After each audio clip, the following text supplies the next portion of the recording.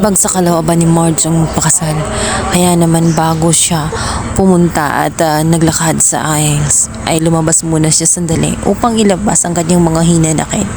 Ngunit hindi na kailangan na siya ay umatras ba, lalong lalo na at nag-aantay sa kanya itong si Paolo.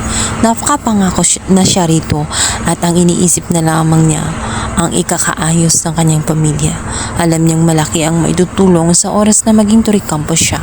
Ang kailangan na lamang niyang gawin ay maging palaban at huwag basta-basta magpapatalo. Hindi dapat siya masindak kay Madam Regina. Unang-una sa lahat, kay Paolo siya makikisama. Kay Paolo siya ikakasal.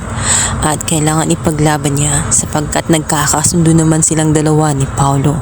Ngunit sincero nga ba talaga itong si Paolo o ginagamit lamang niya itong si Marge dahil na rin sa kagustuhan ng kanyang amang si Greg? Akala ng lahat ay hindi na nga sisipot itong si Marge dahil ilang oras nga silang nagantay. Mabuti na lamang at maya-maya ay naglakad na nga itong si Marge. Makikita sa kanyang mga mata na tela malungkot ito sa kabila ng siya ay nakangiti habang naglalakad. Patuloy siyang lumalaban alang-alang sa inaasam niya na pangako nga nitong si Paolo na maging maayos ang lahat.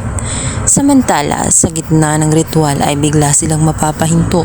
Meron nga kasing OA na makukuha sa kanilang atensyon at bigla na lamang silang mapalingon.